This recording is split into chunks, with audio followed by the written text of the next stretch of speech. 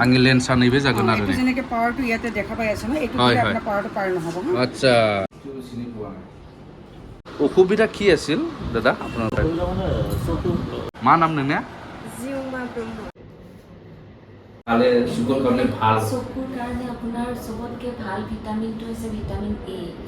माने मानो आरो मेगना बिराद मानो नोंनिबो मेगनाव ससमा गाननांगौ गाननाङा दा ए बे हाथाया मा बुलायनायाव काराटे गेलेनायाव बायदों नामा खुलुमबाय लोगोफोर भिडिअखौ आं दिनै न'निफ्राय जागायलायबाय थांनो ओंखारदों जाहैबाय बङाइगाव मानि थाखाय थांगोन नोंथांमोना नायलाङोब्लानो नुलांगोन दा मानसिनि थाखाय जोंनि थाखाय मेगना दा बेनि इम्परटेन्स आरो मेगननि जुदि बेमार दं बा मेगननि माबा मोनसे खमजोरि दं बेनि थाखाय नोंथांमोना माबायदि मिथिनो गोनां दं बहा थांनांगौ दं बेखौ आं नोंथांमोननो नैबे भिडिअनि गेजेरजों फोरमायगासिनो दं लोगोफोर स' लोगोफोर नोंथांमोना मिथिखागौ जोंनि मानसिनि देहायाव बे मेगन थाइनै अंग'आदि बेसेबां इम्परटेन्ट औ जोबोद इम्परटेन्ट नोंथांमोनाबो नोंथांनि मेगन थाइनैजोंनो नैबे भिडिअखौ नायगासिनो दङ स' बेनिखायनो दिनैहाय आंबो ओंखारबाय गोबावसै ससमा गाना माथिं थानाया खिन्थु स्पेक्टेकल्सखौ गानोमोन सिगां नाथाय उसुबिदानि थाखाय गानथ'यै जादोंमोन स' लोगोफोर थांग्रोनि ओमफ्राय डिटेल्सै आं नोंथांमोननो खिन्थागासिनो दं आइ चेकआप लेट्स गो लोगोफोर बिनिफ्राय लोगोफोर मेसें फैलायबाय नै जों गामिनि लामानि अबस्थाफोरखौ नायलायदो नै माबोरै ओरैबायदि हाद्रि नै बेबायदि आं थांगोना जाहैबाय सर्टकाटजों थांनायसैलाय दिनैहाय आपटेका टु फाथाबारि रड बेजों बारनायसैबा दैलाम बारनाय बाम्बु ब्रिज दा बेखौहाय सोरबा सोरबा दासिमबो सोंहरनो माने कनफिउज जायो जादोंना जायाखै दलाङा होननानै दा दलाङा जाबाय बे दलांजोंनो आं दिनै आरोबाव बारगासिनो दङ लोगोफोर स' लोगोफोर बेनो जाहैबाय नै जोंनि आमटेका टु फाथाबारि रड दा रड कन्डिशना बेबायदि नै आरामसे खारा सालाय जायो कारनि थाखाय बा गेदेर गारिसिमनि थाखाय बानायखायो नालाय स' देग्लायबो बियो जाबाय रेडि बेलाय बाम्बु ब्रिज रेडि आंनो थांनाय बोसोराव बे गारियावनो बे जायगायावनो गेरेबलायदोंमोन गारिया लोगोफोर बेलाय बाम्बु ब्रिज इज रेडि या मोनथाम जादों देग्लाय दलाङा अब्ला लोगोफोर आङो मोनफैबाय बङाइगाव टाउन बेनो जाहैबाय नै पागलास्तान स' आंनि जर्नियाबो दिनैनिया जाहैबाय पागलास्तान स' दिस इज पागलास्तान एरिया अफ बङाइगाव स' लोगोफोर नायदो नोंथांमोनाबो गोसो होनानै अब्ला आं मोनफैबाय लकेशनाव दानिया बे लकेशनखौ नोंथांमोनाबो मोजाङै नायनानै लादो बै जाहैबाय पागलास्ताननि थिनालि बेनिफ्राय नोङो ओरै सानजाजों फैनांगोन दे इस्ट साइडजोंहाय माने ओरै अभारब्रिजजों थाङालासिनो ओरै अपोजिट फैयोब्लानो नैबेयावनो दङ नैबे रय अप्टिकल्स बे ओमफ्राय नैबे जास्ट नैबे रेल गेट नैबे वाल दं बेयो रेल गेट रेल लामा बेनि जास्ट अपोजिट साहानो नैबेयाव नोंथांमोना नुगोन रय अप्टिकल डक्टर मेगाली शर्मानि बियो नोंथांमोना नुबाय बे जाहैबाय आइ स्पेसियलिस्ट दा नैबेयाव नै पेसेन्टफ्राबो बिराद माने दंफैयो दा लाइनाव दङ नैबेयाव नोंथांमोना पस्टार नुगोन सिन्था खालामनांगौ गैया लकेशनखौ आन्दायोब्लाबो स्क्रिनाव नुनाय कन्टेक्ट नाम्बाराव कल खालामब्लानो नोंथांमोना मोनगोन नायदिनि नैबेवहाय जेरावहाय आंबो सिगां आइखौ ट्रिटमेन्ट होदोंमोन आंबो दिनैहाय फार्स्ट टाइम नैबे चेकआपनि थाखाय जिरायगोन बा चेकआप खालामजागोन आंबो फार्स्ट टाइम दिनैहाय बेयाव बिसोर जाहैबाय गासिबो पेशेन्ट आपनालोके पेशेन्ट ना दादा पेशेन्ट হয় ना सबै ओके ओमफ्राय नैबे जाहैबाय बुनि रिसेपसन नमस्कार भाई কি নাম मोहम्मद बिलाल दा स्पेक्टेकल्सफ्राथ' जेसेबां नांगौ जेसेबां सोलिदों लेटेस्ट अल्ड स्टाइल क्लासिकेल माने सब फ्रेमफोरखौहाय जोंनो सोरनोबा एसे स्टाइलिश नांगौ बेवहाय ब्रान्डेड नन ब्रान्डेड गासैखौबो बेयाव नोंथांमोना मोननो हागोन दा बेवहाय स्पेक्टेकल्सफोरजोंनो बुंफबनानै दङ नोंथांमोना गावबागाव चइसनि बायदियै गावबागाव केपासिटिनि बायदिहाय नोंथांमोना फ्रेमफोरखौहाय लानो हागोन ग्लासफोरखौबो बा लेन्सफोरखौबो लानो हागोन आरो बेजों लोगोसे बे कन्टेक्ट लेन्स होनाय मेगन सिङाव सोग्रा बेखौबो बेयाव मोनो बा रिसेपसनाबो बेयावनो जायो जोंना सासे बिनानाव दंखायो नै मा नाम नोंनिया जिउमा ब्रह्म बेवहाय सासे बिनानावाबो बेयाव मावगासिनो दङ बर' पेशेन्टफोर जों फैयोब्लाबो माने सिन्था गैया बेवहाय जोंहा बर' सासे सिस्टार बेयाव मावखायो सासे हेल्पार पेशेन्टआ फैनानै बेयाव मा खालामफैनांगोन पेशेन्टआ फैनानै बेयाव नाम एन्ट्रि खालामनांगोन औ ओमफ्रायो डक्टर फैबा देखायनांगौ बिदिल' ना सिरियेल नाम्बार थाबाय अनलाइनबोथ' लाहरनो हायो अनलाइनबो लाहरनो हायो डक्टरजोंबो हाबनानै मोजाङै आङो नोंथांमोननो दिन्थिगोन ओमफ्राय नैबेवहाय फैयै आरोबाव सासे मेडाम लोगो मोनबावगोन नैबे मेडाम नमस्कार मेडाम नमस्कार दा सासे नायखांनानै फैबाय नै आदाया नायखांजानानै एबा माबायदि मोनदों আপনার চেকআপ হল দাদা আজিৰটো হল আচ্ছা আপুনি কৰিছে না বাইদেউ কৰিছে মিছেছৰ আচ্ছা আচ্ছা ঠিক আছে অসুবিধা কি আছিল দাদা আপোনাৰ মানে চকুৰ অলপ প্ৰব্লেম আছে চকুটো দেখা নাপায় না দেখা পায় ৰঙা পৰি থাকে অলপ বিষ হৈ থাকে মানে ব্লেক পইণ্টত অলপ স্পট আছে আচ্ছা আচ্ছা এতিয়া ঠিক হৈছে এতিয়া কমপ্লিটলি ঠিক হোৱা নাই হৈ আছে আগতকৈ বেটাৰ ইমপ্ৰুভমেণ্ট হৈ আছে ইমপ্ৰুভমেণ্ট হৈ আছে दा जेन'बा स्पेक्टेकल्स बानायनायाखौ नै बेबायदि बिराद स्टाइलिशनो सासे कास्टमार पेशेन्टनि बियो नैबे स्पेक्टेकल फ्रेम ओमफ्राय बियो बानायग्रा अस्थाना नैबे होनो কিমান বছৰৰ পৰা এক্সপিৰিয়েঞ্চ মই 9 বছৰৰ পৰা 9 বছৰ পৰা এইটো কৰি আছে এইটো কি গ্লাছ এইটো এইটো এন্টি ৰিফ্লেক্ট গ্লাছ হয় মানে যাক যেনেকা গ্লাছ লাগে এইটো এন্টি মানে ৰিফ্লেক্ট পাৱাৰো আছে ইয়াতে পাৱাৰো আছে এন্টি ৰিফ্লেক্ট সবচে ফাষ্ট মানে কেই মিনিটত কৰি দিব পাৰে এটা চশমা এটা চশমা যদি ৰেডি ষ্টক গ্লাছ থাকে মোটামুটি 10 মিনিট লাগে 10 মিনিট 10 মিনিটত পাই যাব ওয়াও কোনবাটো দূৰৰ হয় না পেশেন্ট বিলাক বেলেগ ডিস্ট্ৰিক্টৰ পৰাও আহে হয় না নহয় এইবিলাকৰ কি চশমাটো কি কৰে এইটো মানে যেতিয়া অৰ্ডাৰটো দি যায় হয় এইটো মানে এড্ৰেছ আমি লৈ লওঁ তাৰপিছত এইটো মানে কোৰিয়াৰ না আমি বাছত লাগি দিওঁ মানে য'ত এড্ৰেছ দিব আমি তাতে পঠাই দিম दा नोंथांमोना खोनाबाय जुदि गोजाननिफ्राय हमना ला जोंनि बाक्सा डिस्ट्रिक्टनि बा उदालगुरि साइडनि जुदि फैयोब्ला आरो गसाइगाव साइडनि एसे गोजान जायो दा ससमानि थाखाय फैफिननांगौहाय उसुबिदा जायो जुदि इन केस अर्डार होनांगौ जायोब्ला एड्रेसखौ होलाङोब्लानो बे एड्रेसआव करियारनि गेजेरजों नैबे रय अप्टिकल्सनिफ्रायनो नोंथांमोननिसिम फाथायहरनाय जागोन थारमाने नैबेयावनो बिसने मोनसे खनायावहाय नैबेयावनो बिसने बानायग्रा दंखायो ग्लास माने खौहाय थिक बानायग्रा मा होनो स्पेक्सखौहाय काटिं बानायनानै फ्रेमाव बहायग्रा नै नायदो नैबेनो नै बानायग्रा एक्सपार्ट ना माने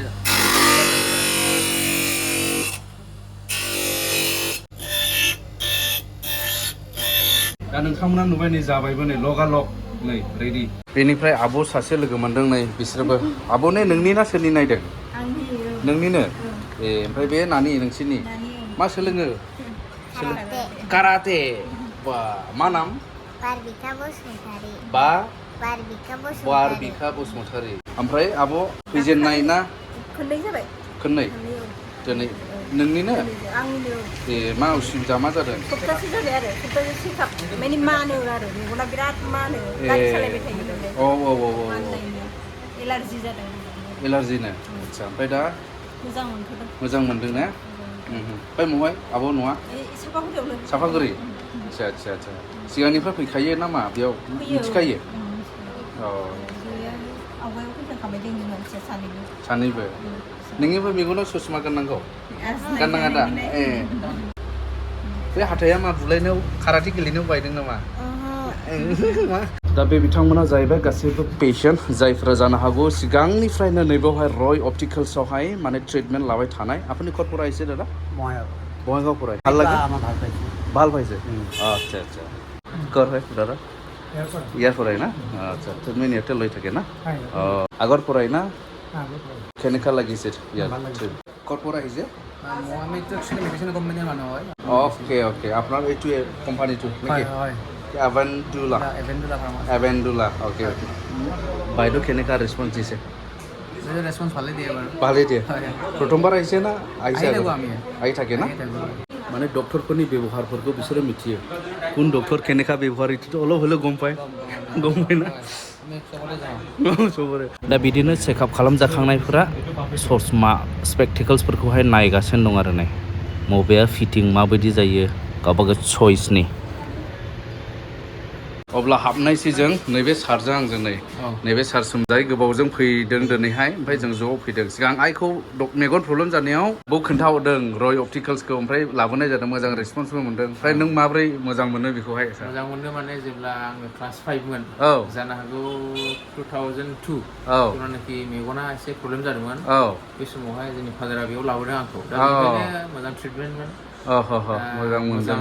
थाबैनो हामदों ओंखायनो गोसोआव दङ आरो दाबो आच्छा न'आवनि सोरबाफोर जायोब्ला बेयावनो लाबोनाय जायो ओमफ्राय बे बङाइगावनि वान अफ द ओल्डेस्ट होनजायो वान अफ द ओल्डेस्ट माने 30 इयार्स बारबाय बेयो रय अप्टिकल्सआ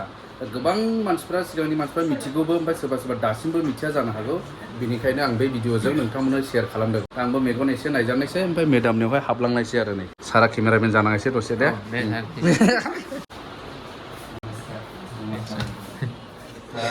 मेडामा बेनो नै डक्टरा सोरबा मिथिखायो सोरबा मिथिया मेडामा जाहैबाय डक्टर मेघाली शर्मा जाय फैबाय मिथिगोन दा मेडामजों एसे चेकआप खालामनानै आरो माखासे खोथाफोरखौ मेडामनिफ्राय सोंनानै नोंथांमोननो खोन्थाबावनोसै दा पेशेन्टआ फैनानै फार्स्टआव मेडामजों बेयाव जिरायगोन ओमफ्राय नोंथांमोना खोनागोन आरो मेडामा बेसेबां गुरै आरो माबायदि रायलायो नोंथांमोना बुजिगोन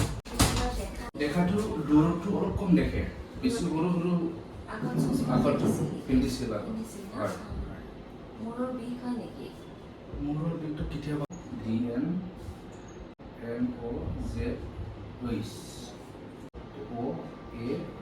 টো চিনি পোৱা নাই ড্ৰাইনেছটো নহ'ব আৰু আপুনি যেন কৈছে জ্বলা পোৰা কৰে বুলি আৰাম পাব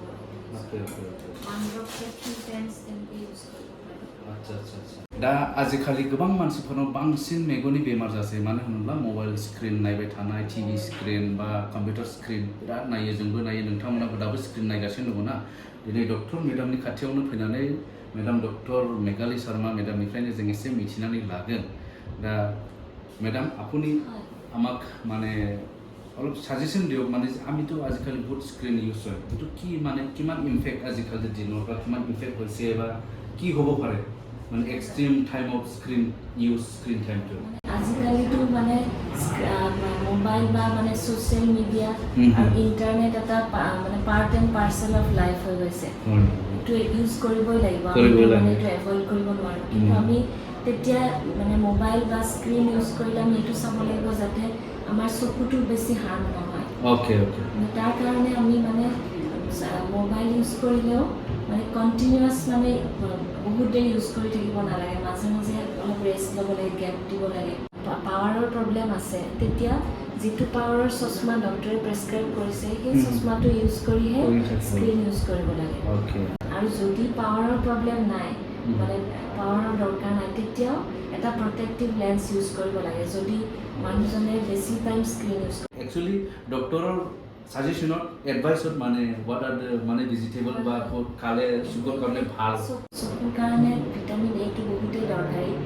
আমি সৰু বাচ্চাবিলাকে সাধাৰণতে শাক পাচলি খাব নোখোজে সিহঁতে মানে কণী খাই ভাল পায় কণীটো ভাল চকুৰ কাৰণে কিন্তু চব মানে শাক পাচলি যিটো ভেজিটেবলছ গ্ৰীণ ভেজিটেবলছটো খাবই লাগিব আৰু মানে পেৰেণ্টছবিলাকেও এইটো চাব লাগে যাতে বাচ্চাবিলাকে মানে গ্ৰীণ ভেজিটেবলছ খায় আৰু মানে গাখীৰ খায় মিল্কটো মানে খাব লাগে আৰু ফ্ৰুটছ মানে ডেইলি ডায়েটত থাকিবই লাগে মানে আৰু মেডাম যদি আপোনাৰ ইয়াত পেশেন্ট এনেকা কেছ আহে যদি মানে কার বলে অপারেশনত যাবলগীয়া হয় বা সার্জারি বা কিবা তেনেকুৱা কিবা যদি অপারেশনৰ দৰকাৰ হয় তেতিয়াহ'লে আপুনি মানে পেশেন্ট বিলাকক এইটো নেক্সট স্টেপ কি লয় আপোনাৰ মানে অপারেশন যদি কেটৰেক্ট পেশেন্ট এজনৰ যদি ভিজন ইমপ্ৰুভ হোৱা নাই তেতিয়া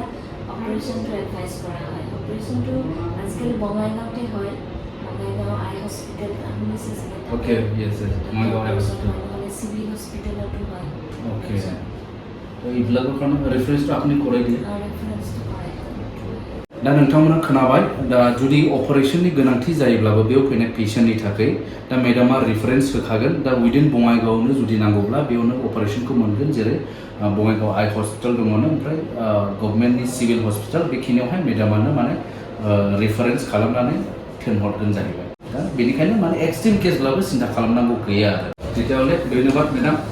थेंक इउ येस अब्ला लोगोफोर आंनि चेकआपआ जाबाय नै ओमफ्राय नायदो नै मेगना बिराद गाज्रिसिन जानानै दंमोन सिगां आंनि बिदि नङामोन दा एखेबारे मा होनो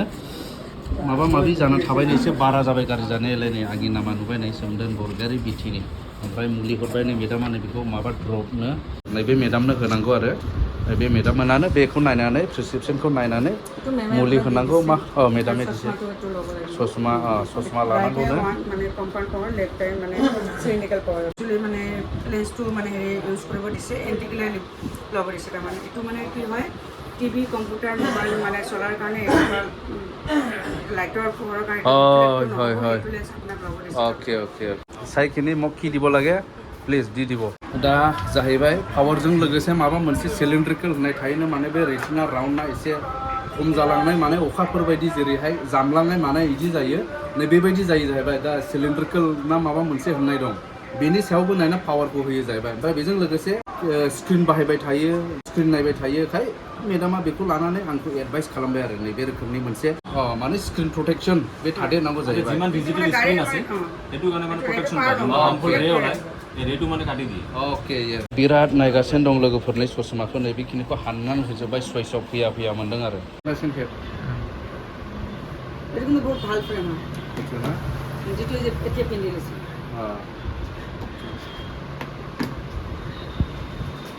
মোক মানে অলপ এনেকাই লাগে সানগ্লাস টাইপ লাগে তো সেইটো কিন্তু ভাল এইটো অলপ ফৰ্মেল অলপ ফৰ্মেল লাগে সানগ্লাস টাইপৰ হ'ব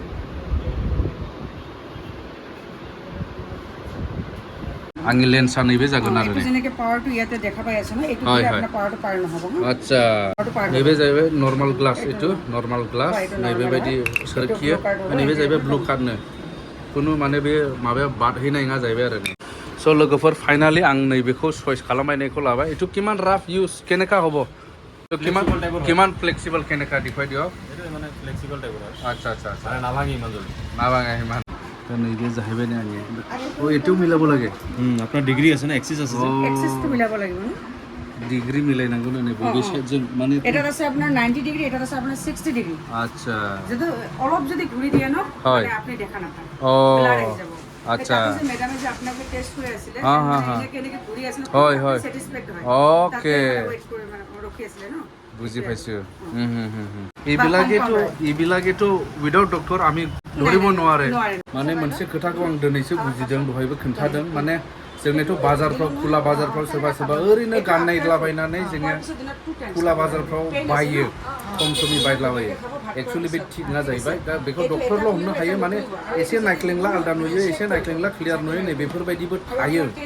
सिदा नायनाय पावारल' नङा नायख्लेंनायनि मिलायनांगौनि खोथा थायो जाबाय ओंखायनो नै बेफोरबायदि सेमावहाय नै बिदि डिग्रि मिलायहोनानैसो बानायनांगौ जाहैबाय नै अब्ला लोगोफोर आङो स्पेक्टेकल्सआ जाबायनो रेडि हुगारगासिनो दं माबाया अस्टाना এইটো কি গ্লাস দিছিল মটো এইটো আপোনাৰ এন্টি ৰিফ্লেক্ট গ্লাছ হয় এইটো মানে এন্টি ৰিফ্লেক্ট কন্ট্ৰোল কৰাৰ কাৰণে ভাল এটা হয় আৰু কি ব্লু কাট না কি কাট গ্ৰীন কাট ব্লু কাট গ্ৰীন কোটিং এটা ব্লু কাট গ্ৰীন কোটিং वा दासो क्लियार नुबाय नै नाम्बारखौ बैनिखौ सिनायबाय नै दासो दा नैबे मेडामा जाहैबाय बेनिनो अनार माने लेडि जानानै हिन्जाव मानसि जानानै बेखौ सलायगासिनो दं आरो मेगननि पेशेन्ट गोजाननि खाथिनि बिराद मोजां सार्भिस होनानै माने बेखौ सलायगासिनो दं आरो बे मेडामा हिन्जाव सासे आइजो जानानैबो आरो मेडाम एथ' खय बছर डक्टरा আছে तो सलि 1996 खोनाबाय नोंथांमोना बिराद गोजाम बियो मोनसे चेम्बार बा मोनसे आइ डक्टर आइ स्पेशलिस्ट डक्टरनि चेम्बार गोबाङा मिथिखागौ सोरबा मिथिया दा ओंखायनो आङो नोंथांमोननोबो खिन्थादों दा मोनसे फोथायजाथाव जायखौ जों मोजां मोनो बेनिखायनो जोंबो बेयाव फैदों बेनिखायनो सार सोमजियाबो आंखौबो साजेस्ट खालामदों ओमफ्राय मोजांबो मोनदों आइखौबो लाबोबाय आरो सोरबा बेयाव फैखाबाय खोमा दा नोंथांमोना सोर फैखांबाय कमेन्ट खालामहर नैबे रय अप्टिकल बङाइगाव पागलास्ताननियावहाय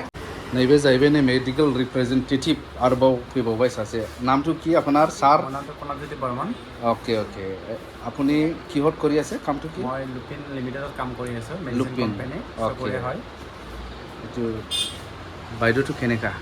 বাইদেউটো বহুতেই ভাল মানে আমাৰ ডক্টৰ বাইদেউ মেইনলি প্ৰথমতে ডক্টৰ বাইদেউৰ কথাই কৈছোঁ ডক্টৰ বাইদেউ ইমান মানে পলাইট হয় মানে বহুত পলাইট হয় আপোনালোকে যদি এবাৰ যদি তেখেতৰ পৰা যদি ট্ৰিটমেণ্ট কৰিব আপুনি নিশ্চয় ছেটিছফেকশ্যন আপুনি ফুল ছেটিছফেকশ্যন পাব আপুনি बे डक्टर मेडामाना बिराद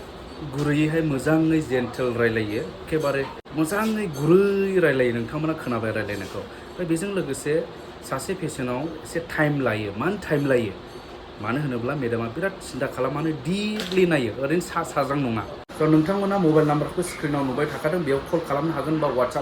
वाट्सआप खालामनो हागोन अपइन्टमेन्ट लाहरनो थाखाय बुकिं नाम लिरहोहरनो थाखाय खुनु उसुबिदा गैया आरो माबाफोर उसुबिदाथार मोनोब्ला आंनावबो कन्टेक्ट खालामनो हागोन कमेन्टनि गेजेरजों आं गासैबो कमेन्टखौ नायजोबखायो नोंथांमोननिखौहाय दे बेनिफ्राय नैबे एटाच बेबो रय अप्टिकल्सनि अनारनि रय अप्टिकल्स काम मेडिकेल जासिगोन माने बेवहाय गायनोकलजिस्ट डक्टर जिरायसिगोन ओमफ्राय मेडिसिन डक्टर जिरायसिगोन आरो बेवहाय माने थाबैनो स्टार्ट जानो थांगासिनो दं नोंथांमोना बेजों खेबसेनो मेगनबो देहाबो नायजालांनोबो हागोन बेवहाय दा बिथांमोननि सेटआपआ प्राय रेडि जाबाय नै अपेनिं जानो थांगासिनो दं बियो चेम्बार चेम्बार से बिटा ইয়াতে ना ओइ चेम्बार गासिनो डक्टर चेम्बार बेबो मोनसे नै